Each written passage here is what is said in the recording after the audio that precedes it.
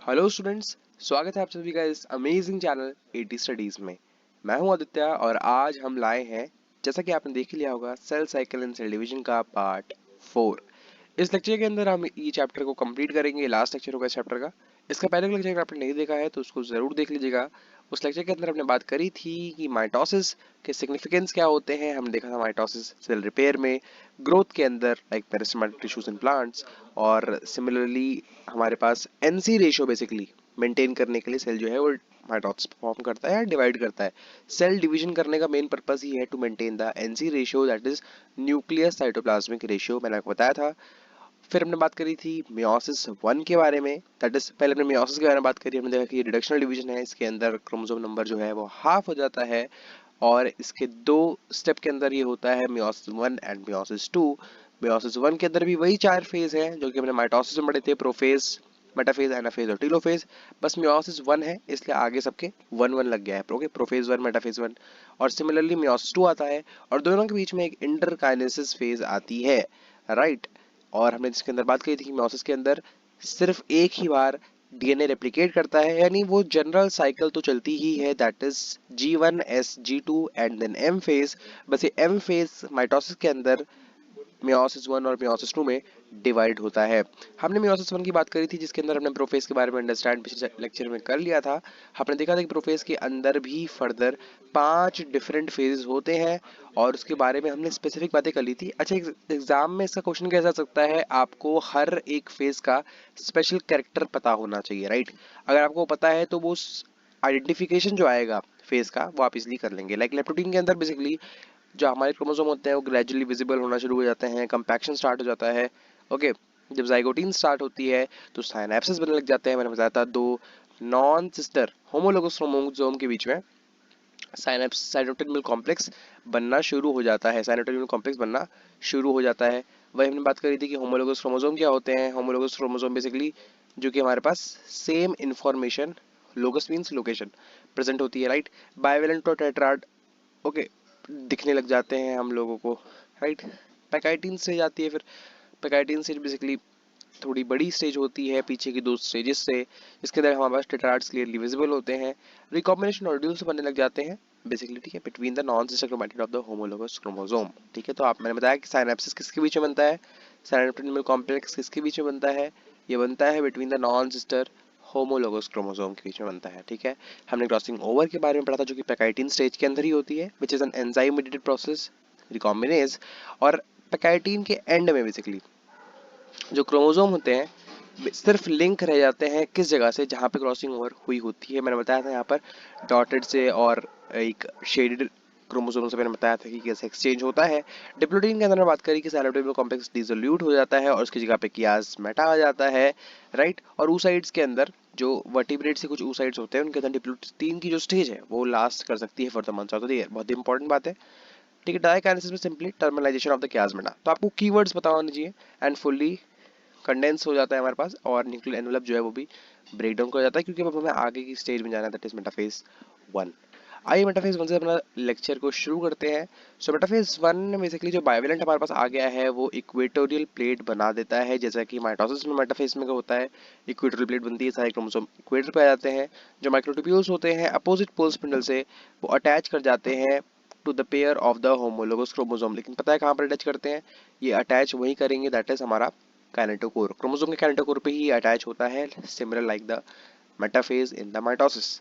जैसा कि आप ये डायग्राम देख सकते हैं जिसके अंदर हमारे पास प्रोफेज 1 दे रखा है, राइट। इसके अंदर क्रोमोसोम कंडेंस हुआ है, लेकिन कंडेंस हुआ है अगर आप यहाँ पे देखें तो अभी भी जहाँ से रिकॉम्बिनेशन इनका हुआ है उस साइड से ये अभी भी अटैच है, ठीक, अभी निकला नहीं है। ओके, सो अटैच रहते दो क्रोमोसोम होते हैं, तो यहाँ पर जब इनके अलाइनमेंट होते हैं मेटाफेज में तो एक स्पिंडल आके इधर से पकड़ता है और एक स्पिंडल आके यहाँ से पकड़ता है। तो आप समझ सकते हैं जब ये डिटैच होगा तो ये वाला जो क्रोमोसोम है, राइट, ये वाला जो स्ट्रैंड का क्रोमोसोम है ये एक दिशा में चला जाएगा और जो दूसरा वाला है वो अलग डायरेक्शन में चल जाएगा। आप समझ सकते हैं ऐसे है। और ये अभी भी अटैच होता है, राइट, इसमें शो नहीं कर रखा है, ये अटैच होता है। और जब ये मेटाफेज खत्म होता है एनाफेज स्टार्ट होता है, मैंने बताया आपको कि इसके अंदर स्पिंडल्स छोटे होते हैं और बेसिकली ये ऐसे जाता है। और हमें पता है कि जो टेल्स हैं इसकी वो ट्रेलिंग बिहाइंड होती हैं, वेयर जो सेंट्रोमियर है वो हेड करता है, जो एज है वो हेड करता है सामने की तरफ, राइट। तो मेटाफेज वन में बड़ी सिंपल सी बात है, एनाफेज वन में भी मैं बताना चाहिए जो होमोलोगस क्रोमोसोम्स हैं वो सेपरेट हो जाते हैं, while the sister chromatids remain associated eight there centromeres. मैंने आपको बताया था, जैसे क्रोमोसोम से मैंने आपको बताया था, एक सिंपल सा डायग्राम क्रोमोसोम को बना देते हैं, राइट।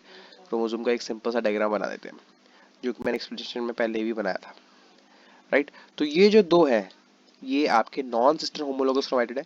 तो जब आपका मेटाफेज एनाफेज वन होता है तब ये दोनों अटैच होता है, राइट। यानी ये पूरा और ये पूरा अलग हो जाते हैं, राइट, ये सेपरेट हो जाते हैं। तो हम कहते हैं कि हमारे पास जो नॉन सिस्टर क्रोमैटिड्स हैं वो सेपरेट हो गए, लेकिन हमारे पास जो ये क्रोमैटिड है, ये वाला और ये वाला, ये दोनों सिस्टर क्रोमैटिड होते हैं। तो ये दोनों तो साथ ही रहते हैं ना। तो एनाफेज वन के अंदर हमारे पास जो नॉन सिस्टर क्रोमैटिड हैं वो सेपरेट हो जाते हैं, व्हाइल सिस्टर क्रोमैटिड्स अभी भी अटैच हैं। बड़ी आसानी से मैंने आपको बता दिया, राइट। बढ़ते हैं हमारी टीलोफेज की तरफ। तो टीलोफेज वन में भी सिमिलर वैसे होता है जैसे माइटोसिस की टीलोफेज में होता है। हमारे पास न्यूक्लियर मेम्ब्रेन और न्यूक्लियोलस वापस से आ जाते हैं, साइटोकाइनेसिस होने लग जाती है, राइट। और डायड ऑफ सेल्स बन जाते हैं, दो सेल्स बन जाते हैं। सिंपल सी बात है, हमारे पास एक सेल ऐसा था और दूसरा, जब इसके अंदर साइटोकाइनेसिस होगा तो आप सभी को पता है कि इसके अंदर किंकिंग आएगी, राइट। एनिमल सेल से तो, एनिमल सेल में तो आउटसाइड से इनसाइड होता है, किंकिंग आती है और फाइनली क्या होता है, दो सेल्स के अंदर सेपरेट हो जाता है, राइट। तो दो सेल्स के अंदर जो सेपरेट हो जाता है इसको हम लोग डायड ऑफ सेल्स कहते हैं। ऑल्दो बहुत सारे क्रोमोसोम्स, बहुत सारे केसेस में क्या होता है कि जो क्रोमोसोम्स हैं वो do not undergo some dispersion, they do not reach the extremely ended state of the interface nucleus. यानी कुछ ऐसी कंडीशंस भी आती हैं, कुछ ऐसे केसेस भी आते हैं जिसके अंदर क्रोमोसोम डिस्पर्स नहीं कर पाता है, did not undergo extremely extended state of the interface nucleus, यानी वो अपनी जो पोल है उसको रीच नहीं कर पाता, okay. The state between the two meiotic division is called interkinesis, उसे इंटरकाइनेसिस फेज कहते हैं, and is generally short lived, और काफी शॉर्ट लिव्ड होते हैं। यानी इंटरफेस के बारे में यहाँ पर एनसीईआरटी दो बातें लिखती है कि इंटरकाइनेसिस है और शॉर्ट लिव्ड है, यानी दो मियोटिक डिवीजन के बीच में आती है। इंटरकाइनेसिस जैसे ही खत्म होता है वैसे प्रोफेज टू चालू हो जाता है, a much simpler prophase than prophase one. यानी ये बहुत ही ज्यादा सिंपल होता है प्रोफेज वन के कंपेरिजन में। आप कह सकते हो कि मियोसिस टू जो होता है वो it is an equal to the mitosis, right. Mitosis MT, right. जो मियोसिस टू है वो कहीं ना कहीं माइटोसिस से एकदम बहुत ही सिमिलर होता है, ठीक है।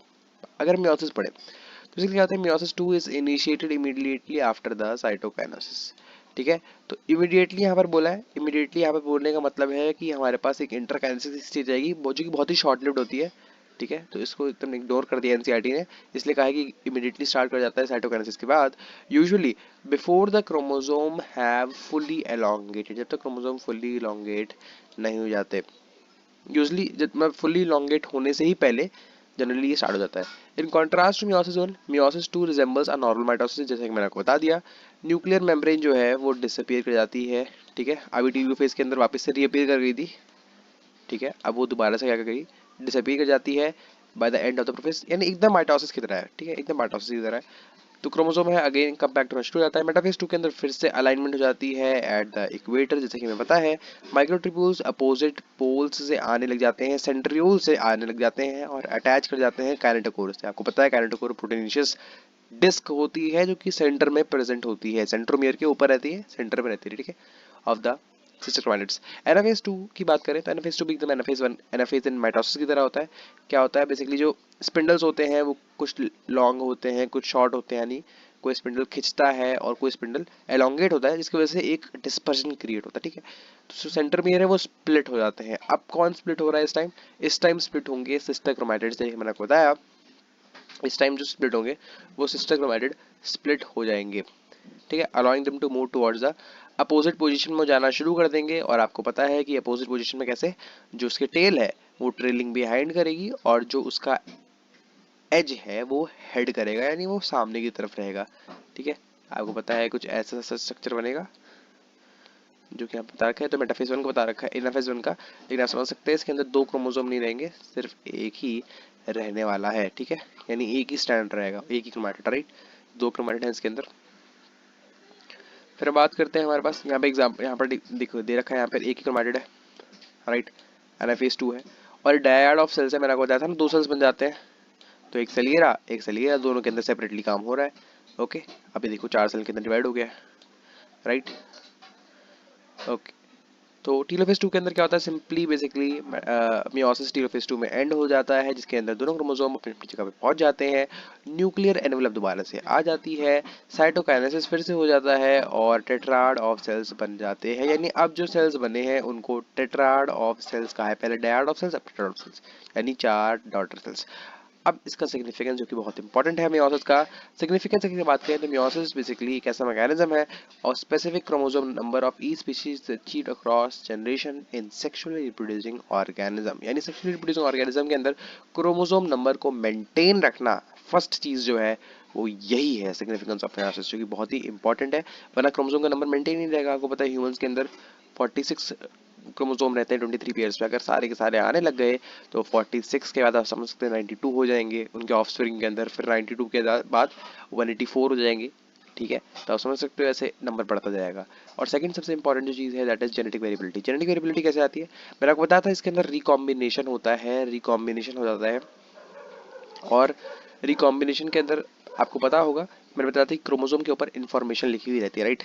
यहाँ देखिए, यहाँ पे रिकॉम्बिनेशन दिखा रखा है कि ये वाला जो पार्ट है ये दूसरे क्रोमोसोम का है और ये वाला पार्ट जो है देखिए दूसरे क्रोमोसोम का है। एनसीईआरटी पूरी चीज़ बताती है, ठीक है। तो यहाँ की इन्फॉर्मेशन इधर चलेगी, इधर की इन्फॉर्मेशन इधर आ गई, यानी समझ सकते हो ये अगर फादर से आया होगा उसके पास कुछ इन्फॉर्मेशन होगी, ठीक है, और ये मदर के पास आया होगा।